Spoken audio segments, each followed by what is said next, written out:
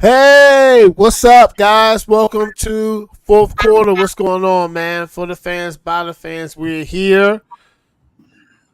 A day late, but never a dollar short. But listen, guys. First of all, you know what, guys? I want to give everybody in here a a an applause because a lot of shows we watch and a lot of people that respect pick the Mavericks. And we held tight, fellas. We held tight with the Celtics.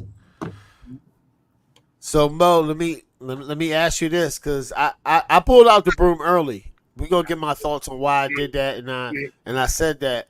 yeah, But first of all, man, rest in peace to a NBA legend, an yeah. icon, Mhm. Jerry West. Um, I'm a big Kobe fan, so Jerry West was, I mean, he's the logo. He's like implemented in NBA history. He's one of like the best players like ever. Like he's like you literally could put him on the Mount Rushmore. He was, I mean, phenomenal. And then, I mean, he still loved basketball so much after he played the game. I mean, he was a GM and he put together some of the greatest teams of all time. And one of his famous picks ever is he traded Vlade Divac for Kobe Bryant, and he said I wasn't taking a gamble. He said I don't. Jerry West said I don't gamble. I take calculated risk. That was the first time I've heard anybody say that. He was like, I knew this kid Kobe Bryant was going to be great. So I just shout out, respect him. I think recently it's a clip. Um, it's a clip going viral where he said he's like, I talk to people nowadays. Everybody says, oh, they're dogs. He's a dog. She's a dog. Well, no, he didn't say he's a dog. He didn't say she. He was like, he's a dog. I'm a wolf. I eat dogs. And it was just like it was, some Jerry West is he was an OG. So um, Mo, just give us some thoughts on Jerry West. Man, of course, just not growing up in that era, I didn't really necessarily see him play. But just hearing about the greatness and then seeing him as a GM, the contributions he made after to different teams and organizations, just a stand-up guy. And I think his legacy is going to live forever. We always, when you talk about the greats, whether it's been playing or even contributions to the game, you got to mention Jerry West. No matter how many people you name, no matter what you do, you got to say Jerry West. Like that's the one name, and that's the legacy. When you can say whether it be some people want to say points or rebounds or whatever, but when you just straight up say contributions to the game of basketball, and you got to say Jerry West in top five, no matter who it is. You can't. When you say just giving to the game, you got to say Jerry West. So I just want to say, shout out to him. Thank you for his contributions to the game, and even his legacy gonna live on forever. Craig, I know you got some thoughts, man. Um, well, I also want to say rest in peace to Bill Walton. I forgot Oh, shout out to that. Yes. Rest in peace of Bill Walt, man. we forgot about Yeah. that. Or at least I know I forgot about it last I, week. I, I did I did too. That's For my their fault. game. I don't know if he passed away on Wednesday last week or passed away on Thursday It was last week. sometime last week. It was around that time. Yeah. So, Yeah. but also Jerry West. Obviously he's the logo. Um, I mean, he's one of the greatest players ever. He was one of the first, from my knowledge, I believe, one of the first combo guards. So he could play Mhm. small or shooting guard or point guard. So I Yeah. don't really know. I think he's listed as a point guard. So Yeah. he's definitely in my top 5 point guards of all time. Um, he was a great scorer. Like if you look at how many points he scored, I think he was the first. I think he might have been the second guy to have 25,000 points. But I Yeah. mean, they never had a 3-point line. So he could have He would have easily been had killing. 30,000 points, and it's not Yeah. even close. Like the amount of games he played, which wasn't a lot, get to 25,000 points. I mean, he's the only guy to have 25,000 points and play under 1,000 games. Yep. So I think if he had a 3-point line, and then if you look back at the finals against the Knicks that same year, he hit like a half court shot to tie the game. Yeah. And they were down by 2 points. So if that was a 3-pointer, they would have been up, and they would have won their game on his shot, and then they would have been up 3 games to 1 or 2 games. I think it was 3 games to 1. Yep. Instead, they went to overtime and they ended up losing that game. And then the series went to 7 games, and you had the whole Willis Reed thing where he was hurt and came back. So if they had a 3-point line, that Willis Reed thing would never even happen.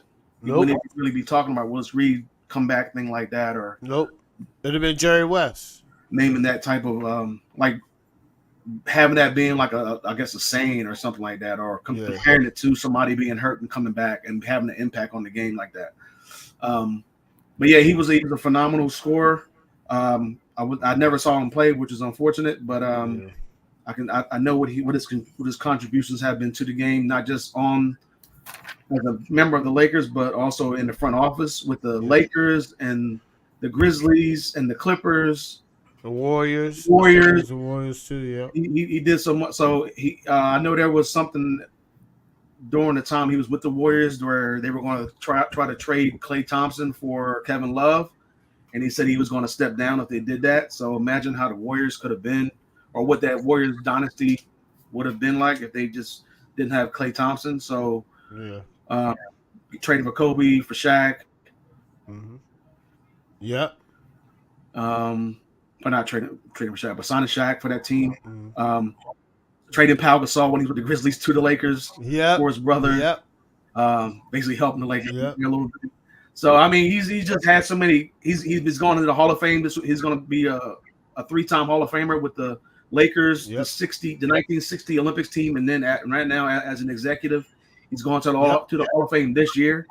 So that's unfortunate that he won't be able to give his own Hall of Fame speech, but it's kind of bittersweet because he's brought so much to the game, but at the same time, he just lost another legend back to back, and like in 2 legends in a week span. So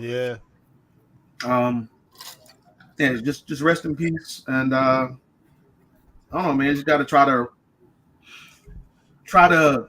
I don't know what the word is, but like enjoy these legends while they're still around. Yeah. And just not try to talk about them after they're gone, because I know I do that myself. I don't really talk to these older guys, older legends, football, basketball, any sport, until after they're gone. Then we want to try to talk about them. So, man, it's just unfortunate. Maybe we should think about incorporating that as a segment, man. Write that down. Take a note on that. Give a shout out to an old school legend. Shout out to a legend. You know no matter what the sport, shout out legend each week. Maybe, something like that. That'd be cool, man. Yeah, that'd be cool. All right, Craig. Anyway, speaking about basketball and finals and Celtics. Celtics are up 3-0. Like I said earlier, guys, we all picked the Celtics here. Maybe we know what we're talking about. Maybe we know. But Craig, what were your initial thoughts about the game? And we're gonna get into Luka in a second. What game? Yeah, all 3 games. No. Like the game last night. Yes, like they're up 3-0. Yes. All 3 games. Yeah. So basically, for the I had something else. Oh, there it is. So basically, for the series, like it's just like for game 1, it was mostly Kyrie sucked in that game. That was one thing. Porzingis coming off the bench gave him a big time spark. He had 18 points in the first half. Yep, great on both sides of the floor. Boston's defense, they didn't allow too many, if any, corner threes. Nope. There we go. Which Dallas was known for. I think they led the league in lobs. Lobs and corner threes. Yeah. They also had 9 blocks in that game. The assists were just one-sided, 23-9. Luka only had 1. And that wasn't really all his fault. But, you know, some people wasn't scoring off of his passes, or he just wasn't making good passes, or whatever the case may be. And then you had the 3-point shooting, which was one-sided.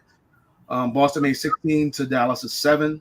So game 2, kind of the same thing again. Kyrie was terrible again. Luka had 8 turnovers. His defense is horrible. He's one of the worst defenders. As great as he is offensively, his defense is just ridiculous. So it's crazy. I know people were saying he's the best player in the league and all this stuff, and I was like, nah, pump your brakes on that one. And I still believe that because he's just a one-sided player. Yeah. And like when he's not playing well, I mean, it pretty much dictates for the whole team. Like nobody else can really do anything. Yeah. Drew Holiday stepped up. He had double-double in that game with 11 rebounds. The assist 29 to 21 for Boston. 3-point shooting again. Boston had 10 for 39. Dallas 6 for 26. Game 3, Luka obviously fouls out with 4 minutes and 12 seconds left. I know we're going to talk about that, but he had some bad fouls before 4 fouls. 4. It was crazy where he fouled out. Tatum and Brown stepped up, especially Tatum, who was playing. He's due for one. He wasn't shooting the ball well, but he was doing everything else well. But you know, when it comes to being the Finals MVP and everything like that, people talk about your legacy and all that stuff. You got to have some scoring as well. But he wasn't doing that. But he did that last night. The third quarter, Dallas is up by 2 points at halftime. They end up getting outscored by 16, 35 to 19 in that quarter. Next thing you know, they're down by 15 going into the fourth. Great game though. Great game. Assist again. 26 to 15 in Boston's favor, and 3-point shooting again. 17 makes for Boston, only 9 for Dallas. So, I mean, you just look at some of these stats, man. It's just. I mean, Boston has made 43 threes to Dallas's 22. They're gonna shoot it. They're gonna shoot it. They're gonna shoot it. Led the league in 3-point attempts. So it's just that Dallas is just clearly not making theirs. I mean, you get now scored by 21. That perimeter D, baby. Block shots 20 to 5 in Boston's favor. Assists 78 to 45. That's that perimeter D. They locking up. Luka's leading the league and leading the NBA all time right now in blow-bys. 67%. That's crazy. Actually, he owns the top 3. That's crazy. I saw that stat. That's crazy, Craig. We got to figure something out there. Come on, man. Dallas is 1-6 when scoring under 100 points in the playoffs, and Boston's undefeated on the road. And obviously, Luka's now 6-7 when he shoots under 37% from 3. So, I mean, it's just the 3-point shooting really stands out to me, and how bad it is, and how one-sided it is. Same thing with the assists. It's just one-sided, and Dallas just doesn't have a lot of answers at this point. Yep. I think they might have been able to win that game if Luka stays in it. Maybe. They were only down by 1 point, or they cut it to 1 point. I give you that. I give you. It would have been. They might have been able to pull it out, Luka. They might. But Luka has to do a better job at recognizing what's going on in the game and not taking stupid complaining early in the game. It's going to help. It's going to hinder you later on in the game. He took some weird fouls. That foul that was on the other end of the basket. That was like his third foul, and then he was guarding Pritchard like by the half court line and fouled him there with no reason. Fourth foul. Both of those fouls are unnecessary because why are you guarding somebody so far away from the basket? And the other one is why are you fouling somebody on their end of the basket? Like it's just he got the rebound and gave him the ball, and it was like he just fouled him for no reason. And then obviously the other 2 fouls I thought were fouls on him, but you can't put yourself in that situation at that point when you're the best player on the team and they need you to help close out that game, especially in a maybe the best player in the series. You could argue nation game, I guess, or maybe like a must win. I should say. That was a must win. Yeah, that was a must win. So, yeah, man, I think this series is over. Never seen a team come back 0-3. Boston did it last year to force a game 7. They ended up losing, but I just don't think Dallas has enough at this point. So. Yeah. They might win tomorrow night, then it goes back to Boston, and then I think it's over. You think it's a gentleman? I think they'll probably want to They win. go get on the home floor. I think they're going to win it on their home floor. I think they probably just want to. I mean, because they don't need Porzingis. I don't even know if he's going to play the rest of the series. Nah, I wouldn't. But they I shut definitely, it down. even if he's ready to go for Game 5, I don't think you don't really need to put him out there for Game 4. So, yeah, man, it's disappointing because I thought it was going to go 7, at least 6, but I thought At least 6, at least a good 6, good close 6. It's just always something in each game. It's just been either Kyrie 1 and 2 or Luka. That's crazy. And he didn't play bad either. He just No. didn't shoot well from 3, and he just fouled out. Yep. Mo. Man, listen. I guess I'm the biggest wrong person of all because I said this is gonna be 7 in the classic, and this ain't no classic. A lot of people picked the Mavs though. So it's been so and I don't think I said this, but I thought I said it. It's been the X factors. let's say Jaylen Brown and Tatum out the way. Mm-hmm. It's been Holiday, it's been Horford, it's been Pritchard, it's been White, it's been the extras. And even I heard Stephen A. Smith called out Tim Hardaway Jr. He said that was ridiculous. Like he didn't have a foul, a made field goal, nothing. And he played like 20 minutes. Like he was like, he didn't even have a foul. Like how you play 20 minutes, you ain't got a foul, you ain't got nothing. I'm laughing because my friend asked about him. He was like, where's Tim Hardaway Jr. at? And he played and didn't produce. And so it's funny. It's and I even looked at the first half. I went to sleep at the second half yesterday. By first half, I was asleep. I went to sleep at halftime. But I get it, because you can see it was trending. Yeah, go ahead. You can see it. You can see it. You can see it. You can see it by halftime. The little time I watched, I saw Pritchard and White. And I'm like, this is what Boston basketball is about. And this is the true definition of winning basketball here. So I think you gotta, first of all, they gotta figure out something. Dallas in the all season gotta figure out something because Luka, that lazy reaching and all that ain't gonna cut it. Luka get this lazy reach to try to show he can give effort, and that's just I ain't gonna cut it. But they're outplaying them, they're out hustling them defensively. Boston. So what I would tell people is Boston is truly showing people that you can't think that you can have 2 elite guards and then you outscore everybody and win a championship. They're basically giving us a lesson in that.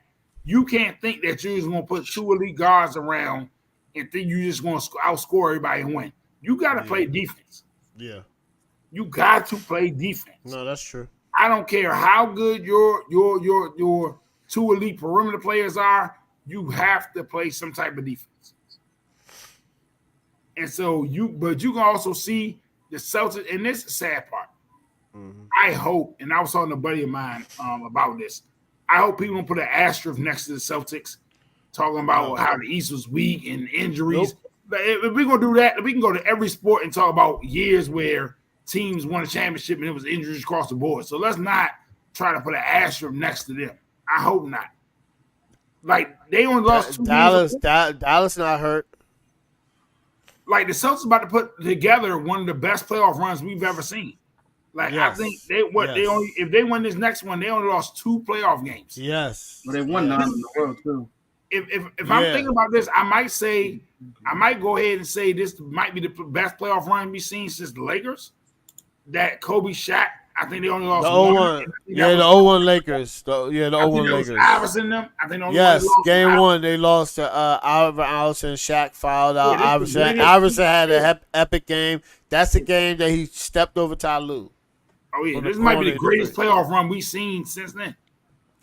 This really might be the that Lakers team. I'm talking playoff run. No, that Lakers team, the 0-1 Lakers team, only lost 1 game in the playoffs. They swept everybody. All right, well, let's say this might be the Uh, greatest playoff run we've seen in the last 10 years. Let's say that. All right, let's go ahead. My bad. Nah, well, how did the 18 Golden State Warriors, or was it 17? That was pretty They good, lost I two. think. They lost two too. They only lost two. Oh my You bad. gotta- I know they did sweep the Lakers in one of those. I think it might have been 18 or something. What the Golden State, right? Yeah, Golden State only lost one game in that finals or in that The season, 17, 2017. So 2017, yeah. People say that joint like that. everybody 2017, until the finals. 96 Bulls, I think. 92 Bulls. There's some other ones like the 86 Lakers. Probably Mo. They definitely. It's not that many teams. Yeah, it's not that many. It's Mo's right. It's history. It's history. So It's history. 2017. but I mean, yeah, I think the Brooms. But I'll say this though, and I think we have this in our one of our topics. I just think no matter what Tatum does, Brown got to get MVP. But we'll Oh, go all there. right. Yeah, we gonna get there. Okay. All right. So I remember saying this, and this is funny. I said the Celtics are gonna attack Luka and they're gonna switch, and that's what they've been doing. Luka, like they've been attacking Luka to make him work on the defensive end, and the first game, Kyrie wasn't playing good. This is supposed to be one of the best backcourts ever. I don't know what happened. I don't know if it's Boston. Somebody said ever since I have not said this. I don't believe in conspiracy theories, but somebody said ever since that he stepped on Lucky the Leprechaun, he has not beat Boston. Which is crazy, and he just hasn't played. He just hasn't played good. So, so you heard me, Mo. They said Kyrie hasn't beat Boston since he stepped on Lucky the Leprechaun. That's just something I said. I don't believe that, I don't believe that type of stuff, but but he hasn't though. He hasn't. He's lost a lot of games to the. He's Celtics. lost every game. He's Yes. like 0-14 or something. 0-14, and he hasn't played, and he's played terrible except for the last game. But and look, when Porzingis got hurt, I was watching everybody talk about Porzingis is the reason. I was like, I listened to shout out to Jason Timp Hoops Tonight. He was like, this is before the series even started. He was like, even if Porzingis, no, this is the game two breakdown. He said even if Porzingis doesn't come back, they're gonna go super small, which is gonna force Dallas and Lively to not be around the basket. So shout out to Missoula, yo, for real. He's coached the heck out of this because what he's doing is by having the shooters and spreading out. Derek Lively, and they can't run to the basket as alley-oops because they have to be out. They have to check the perimeter because it's a shooter out there. You got 5 shooters. They're going to spread it out. He tells them to keep shooting too. And yeah. He tells them to keep shooting. Like no matter how bad the night is, he's like, yo, as long as we're passing the ball, keep shooting. Like, I'm not mad at y'all. Shoot, right? So he has 5 shooters. And like Craig said, shout out to Boston defense for stopping the corner threes. Like they playing straight up, and then they're wearing out Luka. And listen, man, Luka gotta get this work. If he's supposed to be a great player, you gotta get criticized like all the other great players do. And I noticed in Game 3, I was like, wait a minute, Boston is up by 1. By halftime, or they were down by 1, and I said Jaylen Brown ain't even play good. I was like, oh, this is a wrap. Then they went up by 20. I put the brooms out. Then I watched it. I said, okay, all right, it's close. And then I was just like, Luka's effort on defense and the bad fouls. I was like, when he fouled out, I was like, you cannot do that. But like, I loved it, but I think I think it's going to be a sweep, and you know it's hard to get back to the finals. So Luka got a lot of he got a lot of growing up to do, man. And he also so anyway, speaking about Luka, I'm rolling right into this. Right, number one, he needs to stop complaining. That complaining to the refs is kind of out of control, man. It's out of control, man. Like, and this is going to be his legacy because every time when he comes back to the finals, this is going to be brought up until he wins a final. Now, listen, it's his first finals. Not everybody plays bad in their first finals. Not everybody plays good in their first finals. You got some people like Kobe, who's going to average 25. He going to ball out. You got Jordan, who's going to up his game. Shaq going to up his game. LeBron going to up his game. Curry's going to be steady. KD going to be steady. You know what I'm saying? Some people show out and some people don't. And let's hope that Luka bounces back. But, I mean, it just showed a high. I didn't know he was that immature. I could see it. But this is the biggest stage, man. This is it. This is the finals. And you think so. You think you like that. As like Dirk Nowitzki went in 2006 and they lost to the Heat. He didn't go back to 2011. It's not easy going back to the finals. No. You gotta take advantage of it. So, I thought Luka did a lot better. And now he just has to show up. He has to prove me wrong, man. At this point, because it looks bad. What are your thoughts about Luka, Mo? Why he fouled out? I mean, I like it was crazy. I mean, I like the talking trash, but it's like you gotta take the same thing. You got, when you dish it, you gotta take it back. So it was a lot of complaining at times, and then if you want to complain, come back and play defense, like play on the other end. So when you were lazy on the defense end and then think you're gonna keep getting calls on the offense end, it's not gonna work like that. That's crazy. And so it's almost like he was looking for calls, like he was begging for calls, like he would run his offense as if he was just like begging the refs to say, "Oh, I'm great, so I'm gonna get every call." No, like that's not what it's gonna be. So I think it distracted from the team. Yeah. And his defense was just it was piss poor. It was times like he wasn't even in a defensive stance and he's still reaching and people just blowing by him. It's like and at first, I ain't gonna lie to you, like first round game 2 or so, I said he hurt.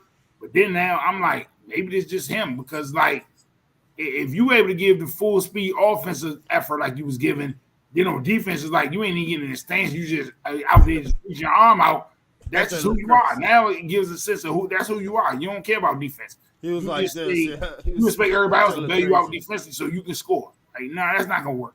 He ain't show no effort. None. No. Like so, I just think. I mean, even though like what they said, he scored what he scored, but he shot 27 shots. It wasn't like he was efficient from the floor. So I just he gotta get it together. But like you said, everybody, even the greats, didn't have the greatest first NBA Finals run. So I'm just hoping he makes it back, so he get a tone for it. But this definitely ain't his best outlook. I think they're gonna get broomed, and I think, and in my eyes, because of what he's talked about, because of what they've talked about him getting paid, he has to get called out the same way we called out LeBron, the same way we called out others. Because Giannis, Giannis, the same way we called out others, he called to the carpet the same way, because he's gotten paid now and he's been there. All right, Craig, what are your thoughts about Luka and then like the fouling out? I know you were led to it. Well, he has to do a better job. I mean, He's not a defender. But he just has to be average. Like if you, Yeah, that's it. Yeah. I guess you can't really put him on the weakest guy on offense for Boston because there's really no weak person that he can guard on Boston. Except, I mean, I guess maybe Al Horford or somebody like that. Maybe he can just guard him and just Maybe. sit in the corner with him or something like that. But there's not a lot of hiding for him in this series where he can just hide out like he kind of did in Minnesota or whatever. Although to his credit, he played better in that series on defense. Both pretty much the whole team, but him specifically and obviously Kyrie, they played a lot better. But as far as this game, he had like I said earlier, he had a bad foul. Boston got the rebound, a defensive rebound, and he immediately fouled a guy. He was trying to go for the steal, looked like, but I don't know if it was out of frustration because I think he had missed the shot, and then they had I don't know who rebounded the ball on Boston, but I mean they're all at the opposite end of the court. So I mean you fouled him like 90 feet away from the basket. It didn't make any sense. That was like his third foul, and then he was guarding Pritchard at the half court line. That's not what you do. Like, what are you doing? Yeah, defender. So why are you guarding him so far away? He's not a threat from that. He's not Steph.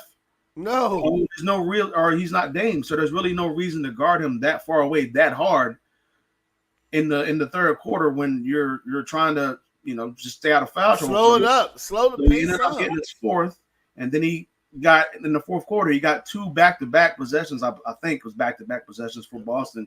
Quick fouls. Yep. And it just was like, I don't know. He wasn't in position on that last one. So he just wasn't in position. And that's not what he does. He doesn't do that. Like you gotta, I don't know. He just wasn't set. And for somebody who's not a defender, that's not what you do. So you have to just come up with something better, especially when you know it's it's a physical game, but they're not calling it that way. You gotta and he knows that. Like you gotta just gauge it from the beginning of the game and figure out how these officials are going to call the game. And I mean, the officials made the right call in that situation. He just was, I don't know, man. I just don't know what he was thinking being that type of, or playing that type of defense, or if you want to call it defense. Boston's pretty much doing a great job. They're going right at him every single time because they know he's a weak link. He's not really getting a lot of help either from the guys that stepped up in this last series against Minnesota, Gafford and Kleber or whatever his name is, and Washington, all these other guys that stepped up defensively, they're not doing the same thing that they were, and that's that's a testament to how good Boston is. You got a lot of good players on offense. So I don't know what he can do. I think in the offseason though, he has to lose weight, which I mean a lot of people I know I need to lose weight too, but I'm not an NBA player. But he has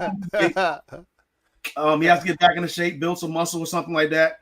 Work on his defense, even if it's just trying to stay in front of the defender or just trying to play average defense, whatever the case may be. And I'm not telling him he has to go out there and be Gary Payton or anything like that. He just has to be serviceable. He just has like to Steph. be who's not considered a weak link, somebody who they don't want to try to just go up against on defense. And also there was some bad switching by Dallas. There's bad switching in general when it comes to goals or whatever the case may be. They're just switching horribly. So it's not all on Luka, but this specifically for Luka, for him to be the best player on that team and to just go out like that. And like you guys say with the complaining and all that, that's been going on since he came into the league. That's why he's always one of the league leaders or close. I'll say one of the league leaders in text. Yeah. He always complains. So I can see that. I think the refs, you got to give the refs some credit because they could have teed up Luka a couple times. There's a couple times where he thought he got fouled and he just didn't get back on defense. And then that was crazy. Just sitting there. So many bad decisions that he's been making in this series. As great as he is offensively and as great as a player as he is, top 5 in the NBA or whatever. He has made some bad decisions in this series on the defensive side. Or just not getting back, or whatever the case may be. So Gilbert Arenas said he's an offensive genius, but he was like he's a defensive dummy. Like he doesn't know. He doesn't know defense. He doesn't know. He was like he just doesn't know. He doesn't I'm not gonna say he doesn't care about defense. No. It just doesn't seem like he just gets it on defense. So Yeah, I don't think he he has to knows. figure something out in the off season especially to be considered like one of the all-time greats. He's all-time great offensive player. Yeah. I give him that. Like top to win a finals, top 15. But this is a whole new level. Plus, Boston has so much experience. They've been here 2 years ago. Yep. Drew Holiday's been here 3 Yep. years ago. Yep. So they have all that experience and things like that. Was it Derek White? Derek White was on that team. Was he on that team too? I think he so. was, right? Yeah, I think so. And I mean, Boston, they had a fail. You talking about they lost to Golden State? Yeah, I think. Yeah. This is Yeah. what Okay. Dallas has to do. They just maybe they just have to fail, and then a couple years later, I think Luka's going to get one. But I think so. A few years later, you just have to go through these trials and tribulations, and then. I mean, right now I mean, what did we have to add? It's up in the air. Can they win one with this roster right now? And then what do you add? But we'll get there after they lose. We ain't gonna go there right now. Yeah. I gotta think about it because I don't know, man. I know the it. NBA. I got a few things they could add, but we'll probably talk about that next week. But yeah, we're gonna talk about that next week. I mean, I got some ideas, but we can talk about it next week. They got some holes, but they just, I mean. Oh, yeah, by next week we can talk about it. They what, Friday? Well, if they win Friday, what the next game? Monday? Yeah, it's gonna be over by. Oh yeah, by the time we get back on, they be done. Yeah, it might. Monday, Thursday, Sunday. It might be a sweep. It might. No, even they win Friday, by the next time we get on, they be gone. Gone. Yeah. All right. Let me ask y'all this. This is a very interesting topic. Jason Tatum, he does not play good in the finals. He does not. I'm gonna start with you, Mo. How does that impact his legacy? How does that impact Jason Tatum's legacy? I mean, a champ is a champ. But to my, and I think I was talking about this before, but we will wait for it now.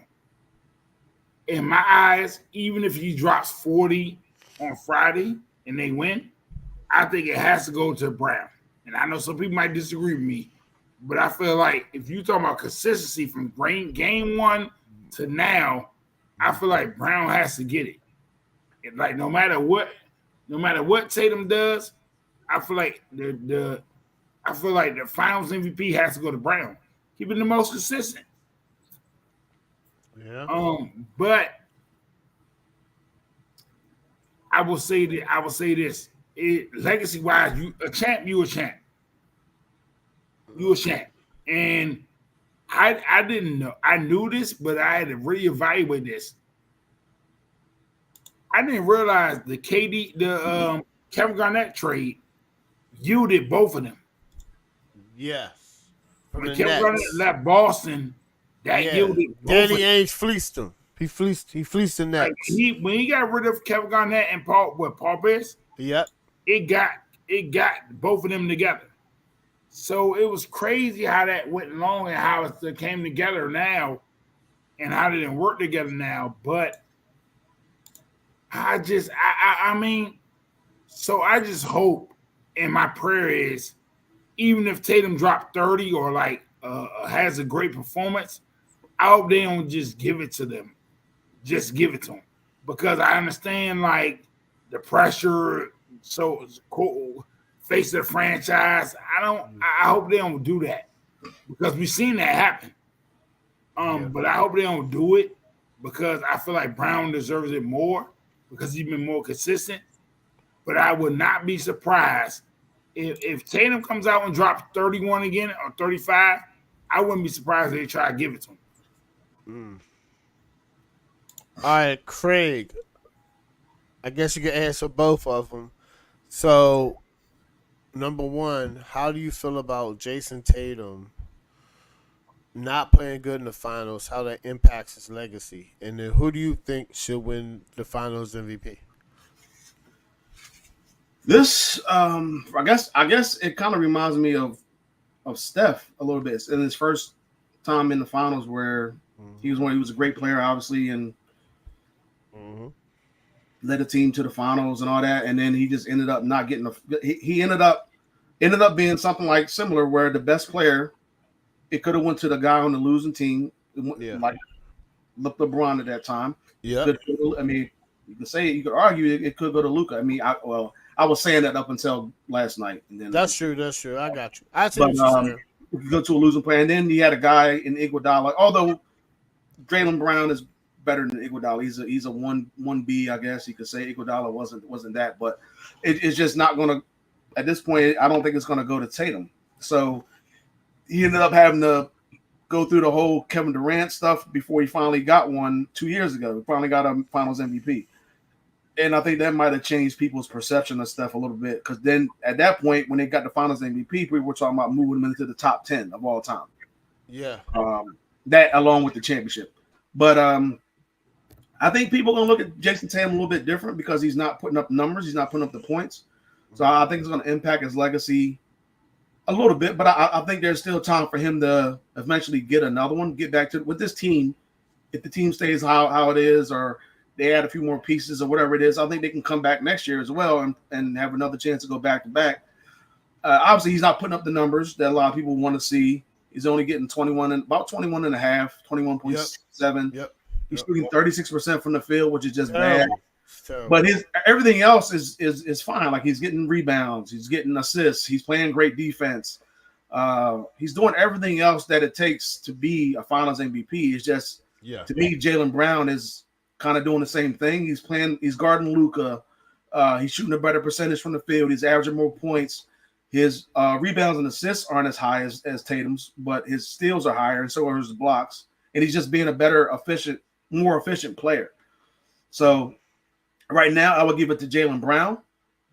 Maybe unless Tatum goes for like 40 or 50 points. But I hope that neither one of those two guys, which I don't think they are going to just go out and seek to do that and just try to play out of the Boston way, I guess, the Celtics way, and just try to seek for the MVP. But yeah, I think it's going to have an impact on his. I mean, even though he's going to win the championship, that's fine. But I think people are still going to look at him and be like, when are you going to win an Finals MVP? And I think Steph at that time had a regular season MVP. He did. People still looked at him like, well, you didn't win the Finals MVP, and you might have been third overall behind, obviously, Iguodala and LeBron. Yeah. So people might be looking at Tatum kind of the same way. It's Brown, maybe then Luka, and then it's him. Or maybe it's Brown and then him. But, like, I think that does play a part in his overall legacy down the road when it comes time to, when he's done or getting 10 years from now, people are talking about his legacy and what he's accomplished. Yeah, he won a championship, but did he get an MVP? Did he get a Finals MVP? So I think it's going to play a part, but, I don't think he's thinking about that. I think he's just thinking about getting a championship for the first time since 2008 for the Celtics. So, yeah. You know what? I agree with both of y'all, man. Let me tell you something about Jason Tatum. I love Jason Tatum. I think he's a great player. And listen, first of all, he's still young. And it's a couple of people we know that didn't play good in their first finals and they won the championship. Or some people that we know that didn't play good in the finals and they didn't win the championship and came back and won the championship. I think that Jason Tatum just wants a ring. I agree with it. Now, I do think he's going to come under scrutiny. And it's totally honest and fair because you're Jason Tatum. You're on the All-NBA team. You've been on the All-NBA team, 4 years maybe? 4 straight years? Like, you're Jason Tatum. So, I don't think he should let it get to him. He's still young. They got a young nucleus. They can win back to back. That's up for another conversation. But Craig, you alluded to it. I mean, if they win back to back, Brown gets his Finals MVP, and Tatum gets a Finals MVP. It's not a dynasty, but it's gonna be a nice little. Because back to back ain't it's not easy. I mean, it'll be three trips to the finals in 4 years, but Yeah, that's going to be. Oh, you think that would you consider them a dynasty if they did go back to back? I don't know, It'd be man. interesting. It'd Could be be, yeah. interesting. It'll be a It'd be interesting. conversation. It'd be a conversation. Is a back to back is pretty odd. I mean, It hasn't happened. Like it we doesn't talked about this happen a like few that. weeks ago. It hasn't happened since the Warriors did it, which was Yep. how long ago was that? 70, 2018. 18. Yep. So 6 years ago. 6 years. It doesn't look like it the way the league set up the CBA. There's no Boston might be the last kind of loaded team.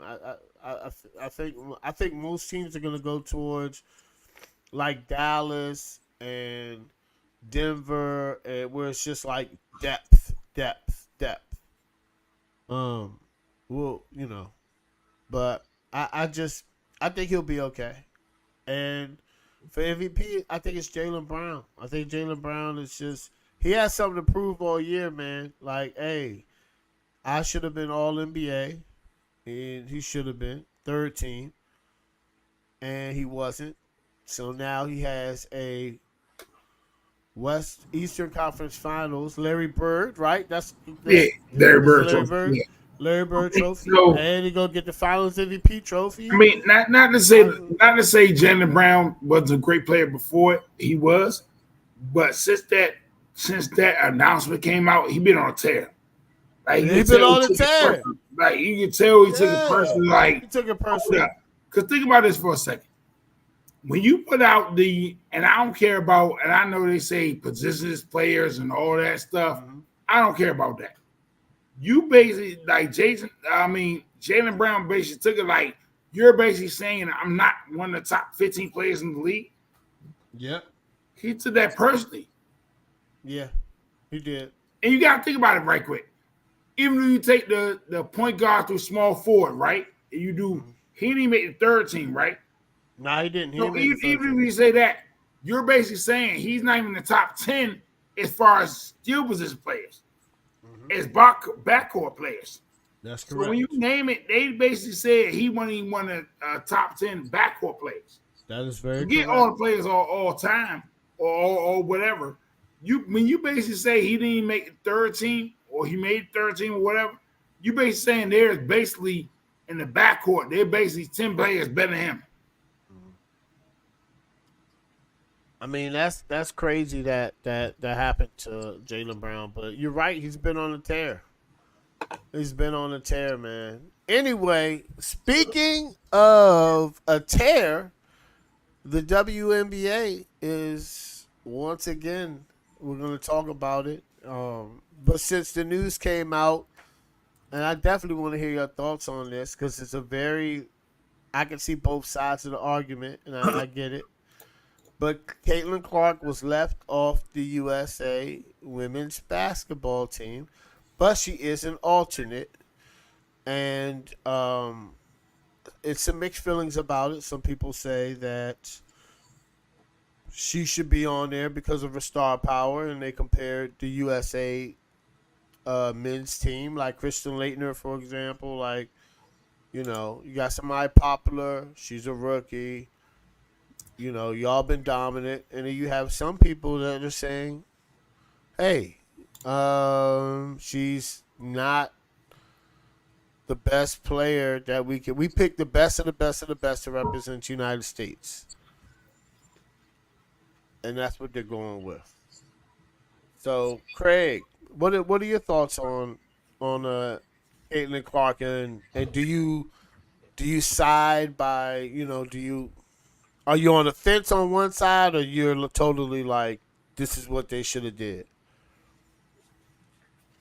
I can understand the argument. To me, the only argument that you have to have Caitlin Clark on that roster is for trying to grow the game of women's basketball. Yeah. If you want to just try to get more eyes on it, which I guess that's mostly for the WNBA. I don't know if the Olympic Committee, the selection committee for this team, had any type of that wasn't their goal, clearly, to have her be on the team because you want all the eyes on the team. And it's not like I don't Maybe they would. But The NBA don't care. I They're don't doing know. it for the eyes. I don't know if they put Caitlin Clark on the roster, is she all of a sudden going to put the game on NBC in prime time?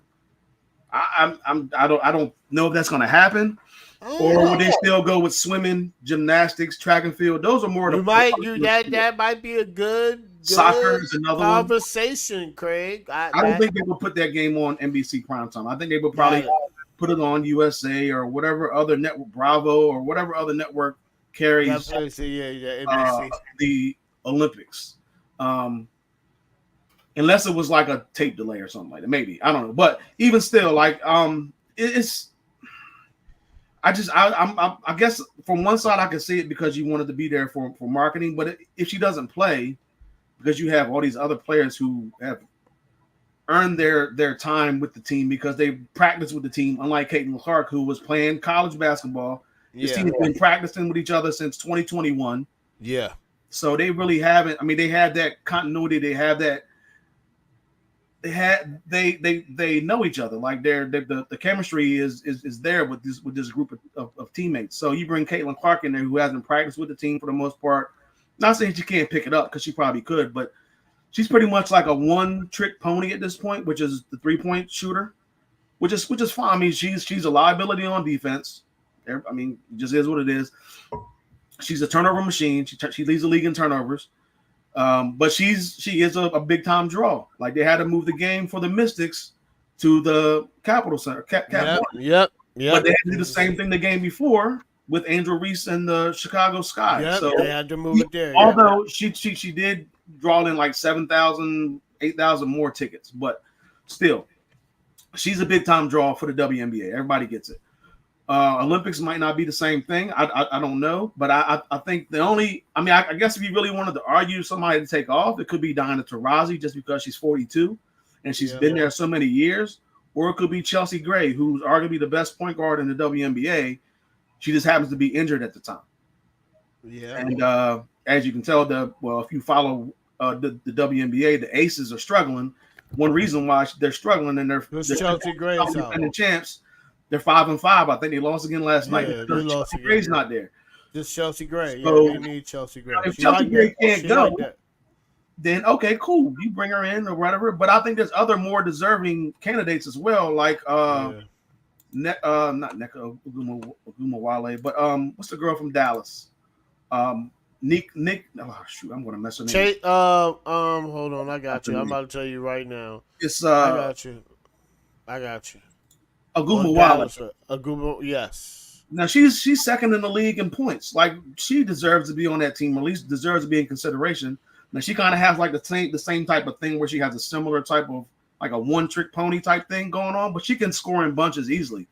And she's also putting in the work in the WNBA. So I think she deserves to be up for consideration more than Caitlin Clark. Although, like I said, Caitlin Clark's going to bring more eyes to the game. But yeah, I don't really have a problem with her not being on this team because she's going to be on the team. She'll be 26 next time the Olympics come back around. She's going to be on the team for the next 1, 2, 3, 4, probably 4 or 5 more times. Yeah, she'll be there 4 or 5 more times. She's going to have plenty of opportunities. I know people say Christian Laettner made it this first time. He didn't really play. He didn't play. Anna Taurasi made it her first year, I think. Candace Parker made it hers. Stuff like that. Okay, I can understand it. This is just a different committee. It's a different time. I don't know. You got to ask them what their thing was. I think they came out and said some stuff, but I know a lot of people are killing them. Gilbert Arenas is killing them. Stephen A. Smith, Shannon Sharp, all these guys. I think Jason Whitlock, maybe. I don't know. But a lot of people are killing the committee for their decision making, but I don't really have a problem with it. Mo, what do you? Craig. Mo, before you go, Craig, I listened to Nightcap with Shannon Sharp, Ocho Cinco, and Chine off ESPN. Oh, Chine or Chine. Ogumake or whatever name. Yes. Yeah, she was saying the same thing that you saying. She was like, "Yo, she gotta bide her time. Like this is a sport." She was like, "Listen, like this." She was like, "Number one, like you said, that team has been practicing since 2021. The other countries are. She's saying they're catching up. It's also more So physical. it was more physical. And she's like, "Yo, like we need the best players for the United States, not named Catlin Clark. That's just what it is." All right, so go ahead, Mo. That's all I had to say. So the reason she couldn't go to the tryout is she was in the Final Four. So it wasn't like she ducked the tryout. She Huh. was the invite for the tryout was during the time she was in the Final Four. So here's my issue with it. Love Deanna Taurasi, but unless she's gonna play major minutes and you're gonna throw her out there at 43 years old, like I get you want to throw flowers out there, but are we winning or are we throwing flowers? Brittany Griner, I get it. But my thing is, say it out loud if you're going to just say, hey, this is like she's been through a lot, we're gonna throw it out there. Because can we really say right now Brittany Griner was the top 15 player after all she went through? And I'm not downplaying what she went through, but can we really sit there now and say, oh, she got out, just throw it out there? And then she had another injury. She just came back. So I feel like it was crazy with how it went down, but I get it. And the baddest thing that could happen to Team USA if they was lose early. If somehow, some way, they was lose early and everybody be like, oh, well we would have lost if Catlin Clark was there. It's gonna come out. But so shout out to I think the Aces. They had 4 players on there and they won back-to-back championships. Yeah. But I mean I agree with y'all. Wait your turn. 4 years later you're gonna get a turn, but I just feel like with you adding Taurasi at 43 years old and you adding Brittany Griner who ain't shown you nothing in 5 years, like it's hard to not look at it and be like it's a shot to her or something wrong with her to be like, wow, how we made these decisions. Well, for me, for Brittany Griner, she's 6'9", so I think you need some size on there. She's getting 17 and 6. That's what I was about to say. We need some size. So I think she deserves to be on the team. Plus, she had, like I said, she has the size. They're going to need that for some of these physical teams that are out there. Mm-hmm. And I just think, what's the name? Catlin Clark is just at this point in her career, I think she's just a one-trick show, a 3-point shooter who's not shooting the ball well. She's shooting. At one point, she was shooting like 28% from 3 or something like that. Horrible. And she turns over the ball crazy. She leads the league in turnovers. Yeah, she just got She got to get used to it, Mo. I'm not saying she don't. Yeah. I mean, like if what's name can't go, somebody can't go. Chelsea Gray, for example, can't go. Okay, cool. Put her on the squad. It is what it is. Or put the Ogunbowale from Dallas on the squad. But it'll probably be Catlin Clark because everybody's up in arms about it. She's clearly like the most watchable female in sports right now. So I don't know, man. I think they have a really good roster. I think they're going for 8 straight goals, which is going to be a record that'll pass the men's. Yeah. So that's what they're doing it for. Their number one goal is to win gold. Their number one goal is not to have a popularity contest. There we go. You're having feeding everybody Catlin Clark. And that's what I like. That's what I agree with. Put the best players on the floor and win the gold. Don't be like United States and lose. And that's the thing. I think most said it, the world is catching up. Or maybe you said it, James. The world is catching up. We're catching up. So I mean, it's only a matter of time. I mean, they were. I think the games last year, I think it was Brianna Stewart or somebody like that had to hit a game-winning shot. Yes. To be the team. So I mean, it's not like it's not like it's going to be an easy cakewalk. It might be, but at the end of the day, I think the world is catching up to them a little bit. Yeah. And it might not be that easy road that there are a lot of people are thinking it's going to be. And then you got next year, it's going to be in LA. Or not next year, next Olympics is going to be in LA. Yep. So, I mean, that's all the more reason to have it be her first, not all the more reason, but that'll be one is going to be in LA. It's going to be in the United States. So, I mean, a lot of eyes are going to be on her then. So, yeah, it's going to be crazy. It's at LA, the Olympics. I'm going to be honest, man. I'm going to try to go. I'm going to try. It's going to be, but it's 4 years out. And it's in LA. You know, bless you. Like I know. Like some of my fraternity brothers, they went to the FIFA Cup that was in Brazil. That was nice. You know what I'm saying? But I know it's probably going to be like a nice time. I'm pretty sure it is. You know, but it's in the United States, so for the first time since '96. '96, it was in Atlanta. It was in Atlanta. Yeah, it's gonna be crazy. It's gonna be crazy. I just think it's gonna be just so many people. It's gonna be cool. I hope nothing happens, because last time something happened in Atlanta and it took them a long time to come back. But you know, I'm excited that the Olympics are in the United States. So, yeah, and that's pretty awesome.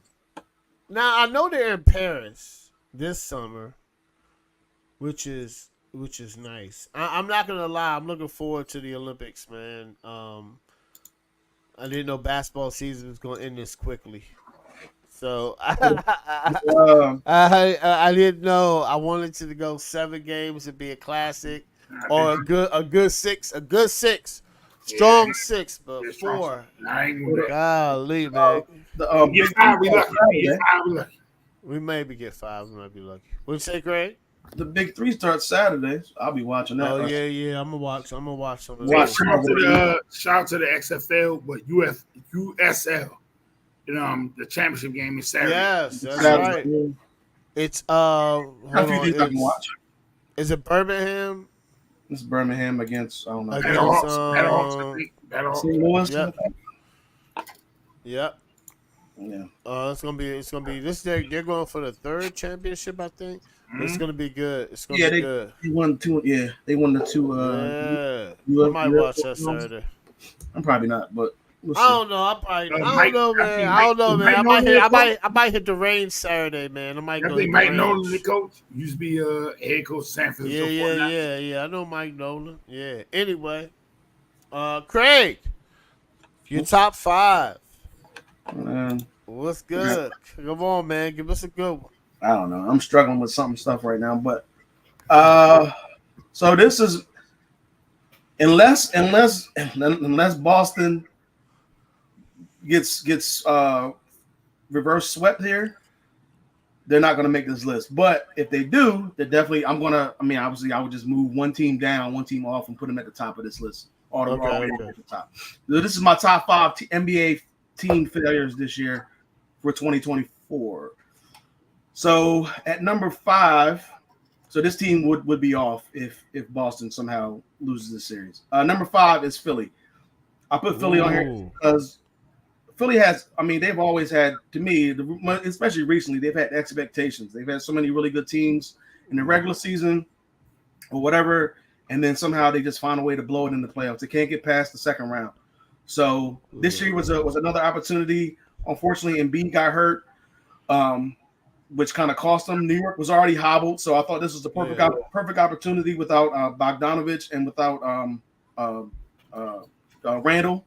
So, but they ended up just not making it again. And I don't know, man. I keep wanting to put Philly into the Eastern Conference Finals, or at least have an opportunity to get to the Eastern Conference Finals. Yeah, they keep blowing it. They keep messing up. It started with early in the regular season when Embiid got hurt. So I definitely think they need to go out and try to find somebody in the off season that can help them for when Embiid is going to go down, because it's going to happen again. So, but yeah, I got Philly at number 5. Number 4, I could have had this team higher, but I got the Bucks.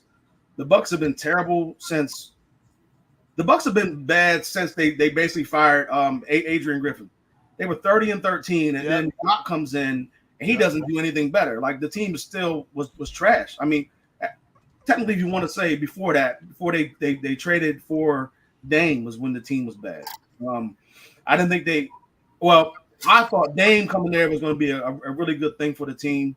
But it turned out, obviously, he was a liability on defense. They're not getting the same energy on defense as they had when they had Drew Holiday. They saw now look at Drew Holiday's in the finals, going for number 2. And then obviously in the first round they didn't have Giannis. Dame got hurt again. Like it's just been a mess. Doc Rivers is not. I don't know why they keep hiring Doc Rivers. He has to be on the hot seat at this point coming in the next season. Darvin Ham is now back with Milwaukee. Yeah, I'm about to say that. Yeah. So when Doc Rivers gets let go midway through the season, Darvin Ham will be right there, baby. Yeah, Darvin Ham will take over, and eventually take over and try to lead the team to at least the second round if Giannis can stay healthy, which he hasn't been able to do the last two playoffs. So they're my number 2. They got out in the first round, losing to Indiana, 4-2. Number 3 is Denver. Lost to Minnesota, 4-3 in the second round. Defending champions, I thought they were going to go back to the finals and compete against Boston, which I would have loved to see. But unfortunately, they got beat at home, so it just wasn't meant to be. They got beat bad too. Yeah, they got slaughtered. And losing to a young Minnesota team like that, going home with the altitude, they had the home crowd with them. Everything was on their side, and they just ended up blowing it. They did get to the second round, like I said, but a lot of people had higher expectations for this team. They get to the finals, and unfortunately for them, that didn't happen. Team was relatively healthy too. They just had they just didn't get really any help, especially in that Game 7. Nobody really stepped up other than Murray and Jokic. So they got to figure something out with that roster. They didn't have any depth. That was one key thing. They lost a lot of two really good bench players they had last year. Weren't there this year. Number 2 is the Clippers. The Clippers are horrible. I don't know what they can do. They might have to at this point, I don't know if Paul George comes back. He's a free agent, so we'll see what happens with him. Harden is a free agent as well. We'll see what happens with him. We're gonna talk about that. Kawhi Leonard is a great player, but you can't count on him. Just like he's like Embiid, you can't count on him in the playoffs. And Kawhi signed an extension, didn't he? I think so. He's a big time superstar and all that, but my God, he's just not available when you need him most. And he's a great player, fantastic player on both sides. But it's crazy because he played the most games this year too. Ever since 2019, you just wouldn't know it. Like he just hasn't been available. And I thought this was going to work out for them eventually, being him in LA with PG, and then they ended up getting Westbrook, and then they ended up getting Harden. They got 4 big time players on that squad. They just lost in the first round. Yes, so too crazy. much talent on that team, and Ty Lue is just basically wasting his time because he's not getting anywhere with the squad. So they got to figure that out. I don't think Paul George comes back. I don't even know if Harden comes back for that squad. He's correct. Kawhi locked in 3 years, $50 million each year. He signed a 3-year, $152 million last. They just gotta figure something out because he's just not available. And my number 1 failure, which could be my number 2 eventually if Boston loses, but it's Phoenix. Anytime you have Kevin Durant, who's arguably the best player in the NBA, and then you add in, it was just a failure from the beginning. Going out and getting Bradley Beal, who was already hurt, constantly being hurt. They didn't really add any depth to that roster. And then you just go out and you get swept in the first round to Minnesota, a team that you should beat because you have, on paper, it looks like you have the most experience and all that, but obviously Minnesota wanted it more. This team just wasn't, they didn't play together that much. I think they played together like half the season for the big 3 to play together. Yep. They were pretty decent, but it just wasn't ever a consistent, cohesive unit for them to play together every single time. Bradley Beal was in and out all the time. You just can't rely on this team at this point. Kevin Durant's legacy is in jeopardy. He's only won in Golden State. So outside of that, he just can't seem to. It's always something. Wow. So Yeah. they got to figure something out. But Phoenix has been a disaster for the last 2 years. Last year they didn't have any depth. This year don't have any depth again. I mean, outside the big three is just not. It's just not working. They need to figure something. I mean, they can't really do anything. Nope. Bradley Beal has a no trade clause, and his contract is insane. Booker's the best. I mean, that's his team, and KD he's a great player, but you got to either trade him or that's crazy. Figure something out because they don't have any cap space. No cap space. And Budenholzer is not going to save this team because they don't play defense. No, they don't. But I mean, they're top heavy though, and that's what everybody was saying. Like, you can, he might get them better defensively, but it's like you're top heavy, so it's like you have nothing on the back end. So even though those three get their rocks off, what do you have on the back end? Nothing. And then you have the West is stronger too, so it's not like the West is going anywhere. And they don't have a point, like they don't have a traditional point guard. That's the problem too. Yeah. You know, like their team is done. It's done. They're cool. It's done, man. Golly. Oh man. All right, guys, we're gonna talk about the Lakers. I've come to realize this, and this is a very fair statement. I'm being honest right now. I'm saying this on live, on YouTube. It's public record. But we have a bad front office, man. It's a bad front office. Pretty bad, man. Now, I understand. I would have loved Dan Hurley. I would have offered him more money. You know, UConn offered him money, and then we offered him 60 or 70. Then I'm hearing it's more. Those are the numbers that came out, so that's what I got to go by. I mean, if you offer Hurley 7 years, 100, he out. Nah, yeah. He out. If you offer him 15 a year, he's coming. He's a Laker. But I get it. It's legacy. Another NBA job is going to come up. I understand it. LeBron James is aging. The roster isn't good as it can be. I get it. And now we're in a hole. And to be honest, man, he's in the Northeast. We live in the Northeast. We know how it is. Now, I heard California is beautiful, but some people love the Northeast. That's where we're at. They love 4 seasons. They love the winters. They love the Indian summers. You know, it's nothing like living on the Northeast. So I get it. The Lakers aren't really going to do anything. It sucks, but who I want for head coach, they're not going to get. I would want to get Sam Cassell a shot. I think he put in the time, but we had this conversation, and I think it's going to go to JJ Redick. We had this conversation. It is what it is. Now I'm pretty much sure he's probably going to be the candidate. I think James Borrego might sign to Cleveland. Yeah, they gave JJ an interview today. If he has he did do an interview today in person.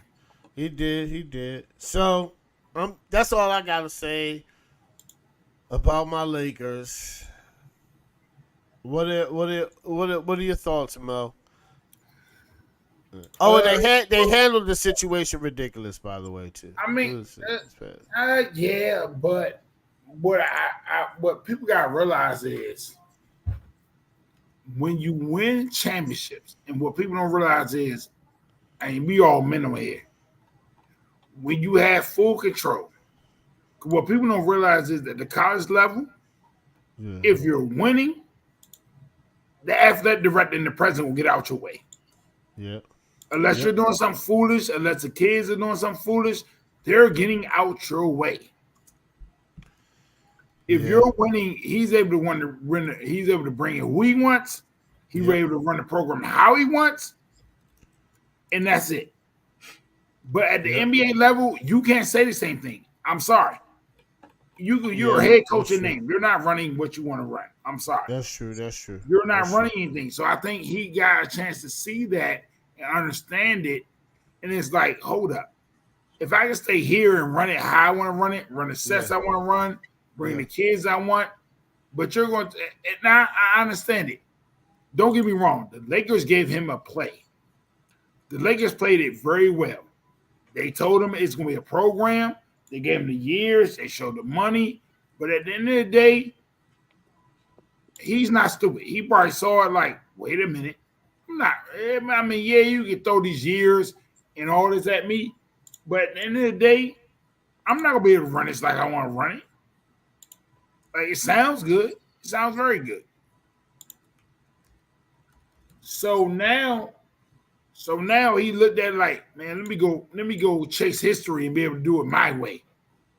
And he probably saw the history on the wall. Like, listen, I love the Lakers, but you're firing coaches every 2 years.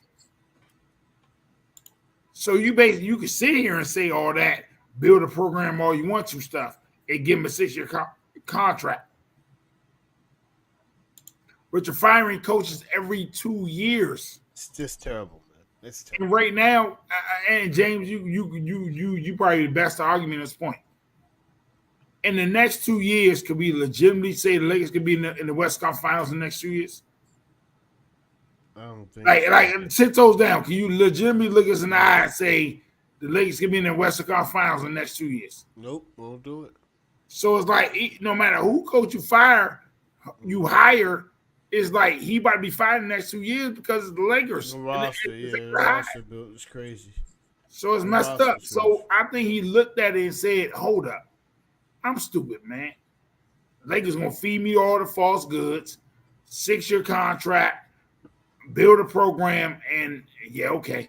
Let me hold up. Let us not make the playoffs first year. I'm gonna be fired. Let's go to play-in and let me lose, and let me go to play-in and not win. Or let me get an A seed. I go, yeah, I made the playoffs, and then I face Denver, or I face Denver or Minnesota, and I lose in 5. Yeah, I'm gone. Like, why? When I can stay where I'm at and be the king of the mountain. So I get it. I truly get it. Great. Okay, Mo. Who do you think they should get? Who do you think the Lakers should get? At this point, it's not who I think they should get. It's like they're interviewing people. I heard Brea. I mean, my bad. I might be saying it wrong. He was with New Orleans for a minute. Mm-hmm. I mean, I heard JJ Redick finally got an official interview. But at this point, I can't really say out of everybody who's left, I can't really say who they should get as the official name. At the end of the day, it's like you basically walking into fool's gold. Yeah. Because you basically got to be a strong-minded person who's basically walking into fool's gold. It's like, what you going to do? Yeah. You got to know and I hate to say this, James, and you can tell me I'm wrong what I'm about to say. Any person who gets hired in this job has to know it's a full possibility you can get fired within the first 2 years. Yes. So you're basically taking this job on the fair. strength of, okay, let me try my shot. I'm going to shoot my shot. That's fair.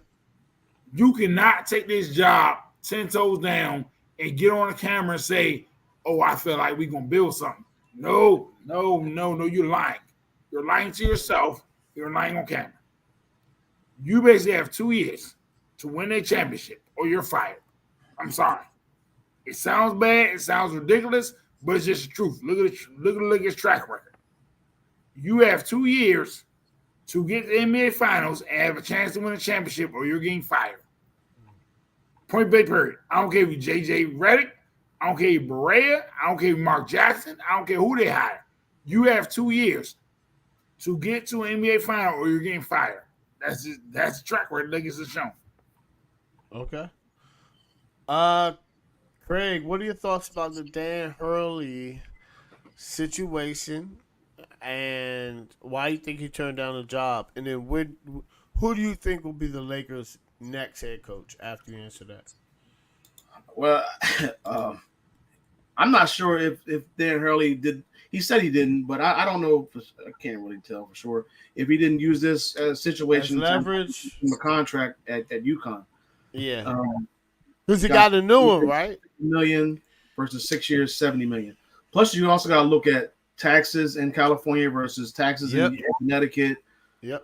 He's used to in Connecticut. He's used to being up there. He's used to running the show. Maybe he just likes to go out and just get these kids with that whole recruiting process versus what the NBA does. Also, he's trying to win 3 straight, which hasn't been done since UCLA back in like the 60s when they had Kareem or Blue Alcindor back then. Yeah. So that hasn't been done ever in like 60 years or close to 60 years. I think John Wooden, right? John Wooden, yeah. So he wants to do that. Then also you got to look at the whole LeBron thing. Like he's not going to be there in a couple of years. Do you still want to try to be coaching that team? And it might be a rebuild or whatever it is. The West is getting tough. Yeah. Obviously, the contract. When you look at the contract situation, I think he's going to be like the 7th highest paid coach. Which I mean, he hasn't proven anything in the NBA, so I can understand it. But at the same time, he has a reputation and he has a legacy that he's already built. So I think he needed to get something somewhere in between, maybe Steve Kerr and Pop, or maybe right below Pop to be because Pop is the second, maybe right below Pop in between him and Spoelstra to be the 3rd highest paid coach, somewhere around that range. Lakers weren't giving him that. I don't know if they were going to let him pick his own staff. I know they didn't let Tyronn Lue do that, or they weren't going to let Tyronn Lue. They're not going to let him do it. That. And just like Mo said, these guys, I mean, since Phil Jackson's left, it's like you just average maybe what, two years a season, maybe 3. Yeah. Frank Vogel won him a championship or got him a championship. He's gone. Darvin Ham only got 2 years. He lost the locker room. He's gone. Yep. So I mean, it's just like you just don't know. Luke Walton was there for a little while. Who's there? Stuff Mike like that. Mike Brown. It's just been a coaching carousel in LA since Phil Jackson left, and they haven't been able to find a full-time guy that they can just give the reins to, turn it over to him, let him try to build his squad the way he wants to build it. It might take 3 years, it might take 4 years, whatever the case may be, but give him time to turn it around. I know it's the Lakers and you want to win a championship ASAP, because you see, especially since you see Boston about to win one year, your longtime rival and all this stuff. But Boston did it the right way. Yes, they traded some old time guys. Yes, and who won them a championship, by the way. And they traded those guys away, and they got some picks for them. Turned out to be Tatum and Brown. They built through the draft. They built through free agency. They traded some guys or whatever the case may be. They got the right coach in place. Yep. Although I think Udoka would have been able to do the same thing. He got him to the finals at least, just had that whole scandal going on. But I think he would have been able to do the same thing as well. But, I mean, they just got everything in place, and they give people time. They gave Brad Stevens a lot of time to be there. Although he never won a championship, never got to the finals, he had time to build that program up. They made some mistakes. They went out and got Kyrie and whatever. That didn't work out. But even still, like they just were able to just work through it. The Lakers just not giving the coaches enough time. I guess because they got – maybe if they didn't have Bron on the team, obviously there wouldn't be as high of expectations. But I mean, if you look back at it, the Lakers haven't finished higher than 7th one time, but just one time in the last 12 years. Yep. Last 12 seasons. And that was when they won a championship in the bubble with that whole whatever was going on. That's the only time that they've been higher than 7th, which is insane for 7th. I mean, that's just crazy. You can't, and that's they haven't finished higher in their own conference, which is insane. So you're just, I mean, the team is not that good. They're decent. They can make the playoffs, and probably get out in the first round. Maybe get to the second round or everything works out. But I mean, they're not. I don't think they're a championship team. So you're gonna have to realize, hey, I need more time with this team, man. I can't just turn this team around in 1 or 2 years just because I have LeBron James. Let me go out here, make some moves, get the right pieces in, and then give me some time. Help me out, man. Help me make some trades or whatever. Like I want this guy. I want to go after this guy or do something like that. Like And then I don't know, obviously, with the whole Bronny situation, maybe maybe their hands, his hand might be tied. Like, yeah, we got to have Bronny on the team, man. Sorry, I overruled you, or whatever. I don't know, but the Lakers just are not a franchise I would want to be a part of. Plus, like I think Mo said, the expectations on this team, they're just too high. It's the Lakers, I get it, but my God, you don't have to have a championship next year. I know they went to the Western Conference Finals last year. Cool. But, I mean, you can't have these type of aspirations every single season just because it's the Lakers. Like, at some point, you're going to have to try to rebuild this team. When LeBron James is gone, he's going to have to try to figure something out. Yep. So, and that's going to be like two, maybe 3 years. So I say probably 2 more years. You got to have a plan ready to probably build around Anthony Davis or build around the next 23-year-old, 24-year-old that's going to be playing with Anthony Davis at that time or whatever. So They got to figure that out. They got to give coaches more time and just be a little bit more patient and just give the coaches. I'm not saying give them like total control or give them like the GM role or nothing like that, but give them something, help them out. And I think that it's probably going to be JJ at this point. And if I'm JJ, I'm like, yo, I was the number one guy or supposed to be the number one guy. And then you went out and tried to get Dan Hurley, and now you want me back? I'm looking at it different. I'm looking at it like, I don't know if I really want this job at this point. Then you got then I heard some players in the locker room don't like it. How much influence is going to be? They don't like it. They don't like it. They don't like it. They don't like it. LeBron James and him having a podcast. Yeah, this is what I'm hearing. A lot of players don't like it. And I would hire Sam Cassell, yo. I'm telling you, I would hire Sam Cassell. I think Sam Cassell needs to be in consideration, but he's not. I don't know if he's in consideration. And then I would hope they hire him. He's done his dues. He's put his dues in. I think he deserves a shot. Not only did they start a podcast, but they started the podcast during the season talking about basketball.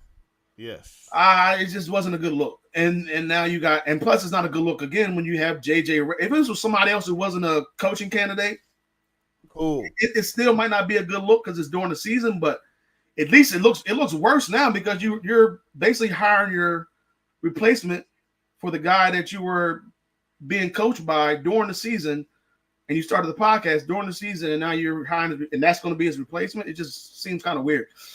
So it looks. Somebody say you want to have Bron be player coach. Just let Bron be player coach at this point. Let him sub in. Let him play 44 minutes or something like that. Sub in whoever he wants. It's crazy. At this point, it hasn't been done. I don't think since they got hired. So everybody said they got hired a coach in the next 2 weeks because the draft. Because the draft is coming up. Yeah, Sam Cassell. Yes, whatever. So they got to figure something out in the next couple of weeks. So they have to. I think it's gonna be JJ. Everybody agrees it's probably gonna be JJ. JJ should feel some type of way about it though, because hand me down. Yeah, he should feel right. He was there, and then he got put to the side, and now but at this point, JJ, come on back, man. If JJ takes it, it's a true definition of like, I just want to leave out my dream as a coach. Like, because why would you want to hand me down in a forced situation like this? I mean, with the Lakers, where you're gonna get fired year one or year two, unless he's also a first year coach. The coach of this team is like, I don't know if I would want to have a first year coach. I think it's gonna, to me, if he gets the job, it has a lot to do with LeBron and him wanting to have a close friend be there with him in the last couple of years of his deal or whatever. It seems like that. I can't. I think he has to have some type of influence on that hire. I can't say that you're wrong. It looks crazy. When's the deadline to pick up the option? 29th? I think sometime in the next couple of weeks. Yeah, I know it's June. Yeah, I think it might be the 29th because free agency starts on the 30th. Yeah, so he got what 50, 55, 50 something. I know. Yeah, he's gonna opt out. He's gonna opt out and sign a 3-year 161. But LA. Yes, it's gonna do it. They need to pay the coach. Or he might do a 2 with an option. If I'm JJ, I'm like, yo, give me 7 years, give me 6 years, $70 million. Like he offered, or give me 6 $71 million. Like you offered Dan Hurley, but give me a dollar, a million more. They could. Or whatever. I don't know, man. They need a. They're in trouble. It's terrible. It's terrible. All right, let me ask y'all this. I didn't know I was gonna place this, but this is being talked about, and I'm gonna say my thoughts on it. And I just want to know if it's a big deal or not. Aaron Rodgers misses mandatory minicamp. Now, I don't think this is a big deal, but here's the thing. It has to be a big deal because every other quarterback was at his mandatory minicamp except for Aaron Rodgers and Trevor Lawrence. But with Trevor Lawrence, it's an excused absence. All the veterans were not there. So Jacksonville excused all the veterans. But every other starting quarterback was at their mandatory minicamp. And Aaron Rodgers was not. Now, my opinion is this. I understand that. Listen, if they go to the playoffs and they go to the divisional round and lose and go off the AFC Championship, nobody's gonna remember this. Nobody's gonna remember this. But you know how the media is. When Tom Brady was 8-9 his last year, what was everybody talking about? Those training camp days. The first time Tom Brady missed training camp, remember what happened? Oh, he attended a wedding. He attended Robert Kraft's wedding. That's why he's starting off slow.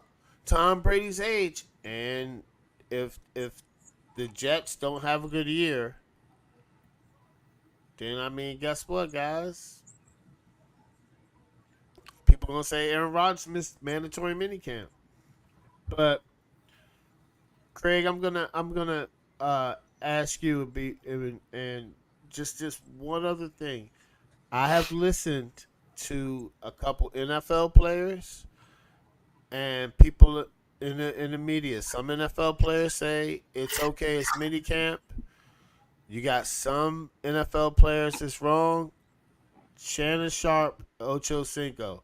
Now, if you know Ocho Cinco was on player side. He's always on the player side. Shannon Sharp, he's like, I don't care if I like you or not. I'm going based on your play.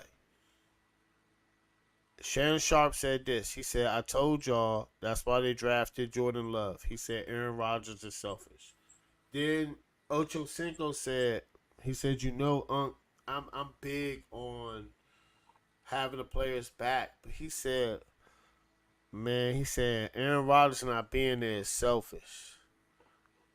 He was like, it's some bull jive. He was like, everybody else is there, so. And it got out. Somebody in the Jets organization said it was unexcused. Nobody knows where Rodgers is. Nobody knows. Reports say he's on vacation. We don't know. He's at an event. I don't want to speculate. Nobody knows. Roger knows. Right? So, Craig, I'm gonna hit you with this, man. What do you think about this? Great, and this is a great topic to end with, too, guys. This is a good one. But what are your thoughts, Greg, about Aaron Rodgers? My thoughts is that it's June.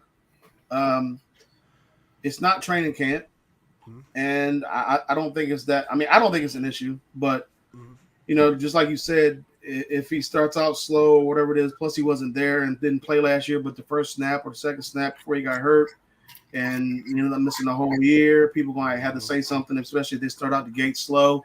But I mean, if this was September or maybe even August, if it was training, I would have. I'd yeah. be like, all right, yeah, this is unexcused absence or whatever it is. Something's going on.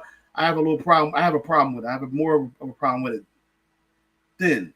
But it's June. I'm not really worried about it. To me, it's not a big deal. I just think he needs to definitely be there for training camp when that time comes, which I think he will be. I just think Aaron Rodgers does Aaron Rodgers things sometimes, so you should know that before you sign him. Like he's done this in the come on guys, this is not He's not his first time doing this. So I get it's his first. I guess because he's on a new team. People expect, especially what happened last year, him missing the whole season. People expect differently from him, but this is not. I mean, this is not a guy that he's a veteran. He's been there before. Like he'll be there when the time comes in July, and everything's hopefully for the Jets anyway will work itself out. But I'm just not putting too much stock into this at this point in time in the season. Yeah. Now next month, all right, cool. Then we got a little bit of issue because it's getting to that point, but not right now. Okay, Mo. What are Um, your thoughts? Listen, because of the market, Craig, I definitely agree with you saying, but because of the market and and I hate to bring this up, but because of the demographic, Robert Saleh should be scared out his pants. Oh yeah, come on, man. Because you already what happened last year, and now you about to deal with this again, and it's like he's not showing up. All this stuff going on, I'll be scared if I'm him because you best a New York market, and then all the stuff going on. I'm nervous for him. Now I get it if Rodgers come back, all the stuff going on, but when you're replacing an offensive line, you're trying to improve offensive line, and all this stuff going on, new pieces. I get it. I hope he can just show up and when it's time for training camp and just go out. But if I'm Robert Saleh, because of the market, and I'm not saying Rodgers can't come out there and ball out, but because of the market, if I'm him, I'm nervous. Of course, I wouldn't show it. Of course, I wouldn't jump out there and show it. But if I'm Robert Saleh, I'm nervous. I am scared because guess what? You have to show up as a head coach. You got to show up on that camera and keep getting the PR people to show up and give you PR notes to be like, oh, everything okay. Rodgers gonna show up. We go. He good. He be working out. He and whatever he doing. He good. On top of the fact that the weight of your shoulders is on you right now. Because you basically, and we'll get to this later, I feel like he's the top 5 on the hot seat. Yeah. Top 3. He's top 3 on the hot seat right now. Yeah, he is. So you top 3 on the hot seat with all this going on, I'm nervous if I'm Robert Saleh.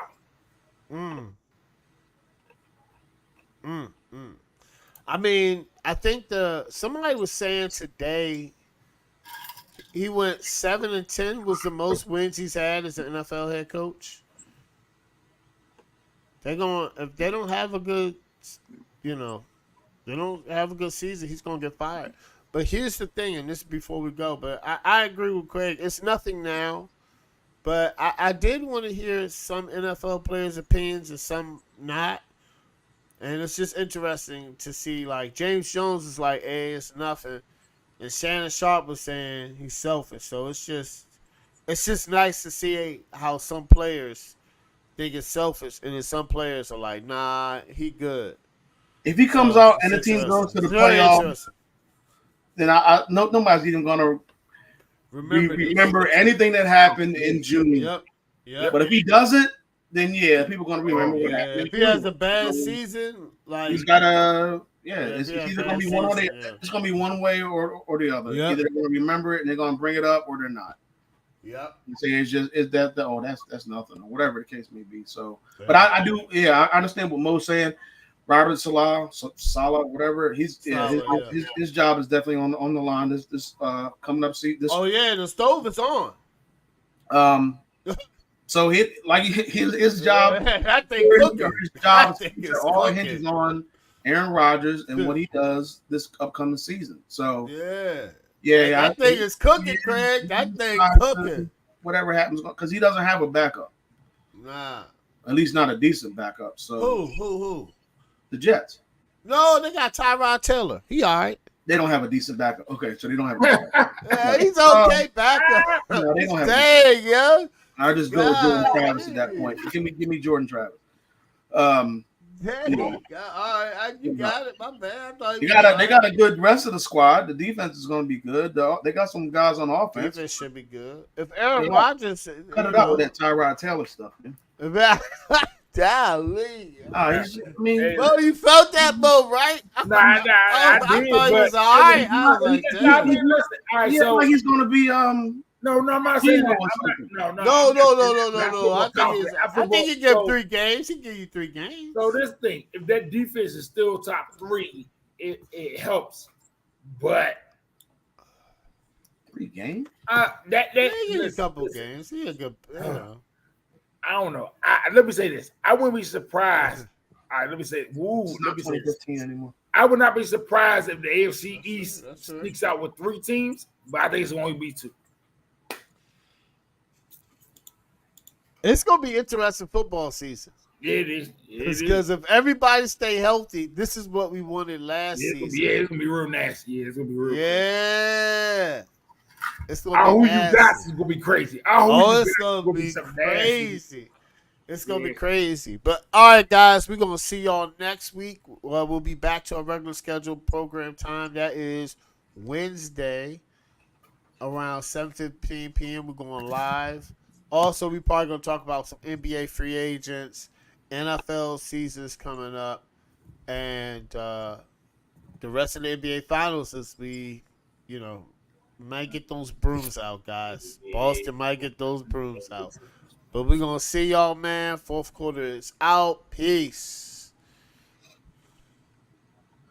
Very unfortunate.